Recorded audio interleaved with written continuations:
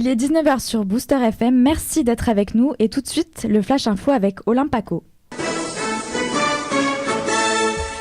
Bonsoir Olympe. Bonjour Léa, bonjour à tous. Un cyclone extrêmement violent a ravagé l'île de Vanuatu dans le Pacifique la nuit dernière. L'archipel a été balayé par des vents à plus de 300 km/h. L'ONU se prépare à déployer des équipes d'urgence. Impossible pour l'instant d'établir un bilan humain précis, mais les associations humanitaires craignent le pire. Il pourrait s'agir du cyclone le plus violent de l'histoire du Pacifique Sud. L'équipe de l'émission Dropped de retour en France.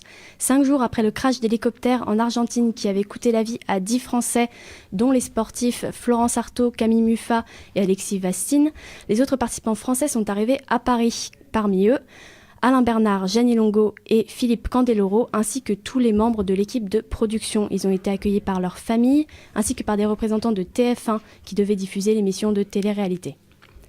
Un enfant toulousain aurait été reconnu dans la vidéo de Daesh diffusée mardi dernier. Dans cette vidéo, l'enfant, âgé d'une douzaine d'années, exécute par balle un otage présenté comme un espion israélien. Il s'exprime en français avec un fort accent toulousain. À côté de lui se tient un homme identifié comme le demi-frère de Mohamed Merah. Des élèves de 6e du collège Vauquelin dans le quartier du Mirail auraient apparemment reconnu leur ancien camarade de classe de l'école primaire des Vergers. Une cellule psychologique a été ouverte dans les deux établissements. 2 hommes proches d'Ahmedi Koulibaly, l'assassin de l'hypercacher, mis en examen. Dans le cadre de l'enquête sur les attentats de Paris, les 2 hommes de 25 et 33 ans ont été écroués pour association de malfaiteurs terroristes en vue de commettre des crimes contre des personnes.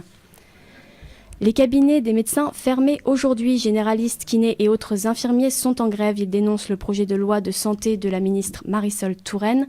En cause notamment la généralisation du tiers payant. Les professionnels de santé ont été appelés à manifester demain à Paris. François Hollande souligne le courage et la bravoure des pompiers après le décès de l'un d'entre eux.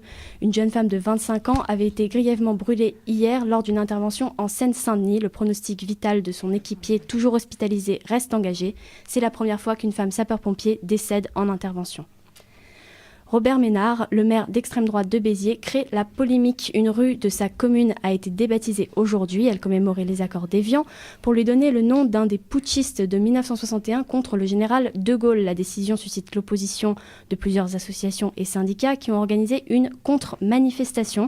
Selon le Premier ministre Manuel Valls, la nostalgie de l'Algérie française n'apportera rien de bon. Le Front National n'aime pas la France, a-t-il déclaré. Le sport, enfin, avec du ski d'abord. Le Français Alexis Pinturault remporte le slalom géant de la Coupe du Monde en Slovénie. C'est la 2e victoire du skieur de Courchevel en Coupe du Monde cette saison et la 9e de sa carrière. Il s'est imposé devant l'Autrichien Marcel Hirscher, leader du classement général de la Coupe du Monde. Et en biathlon, médaille de bronze pour le relais masculin emmené par Martin Fourcade. C'est la 6e médaille de l'équipe de France au championnat du monde. En rugby, victoire du Salon toulousain. Les Rouges et Noirs qui recevaient Montpellier se sont imposés 18-13 avec 2 essais de Vincent Clerc. Le 18-21, Alexis Raison, Léa Stassino.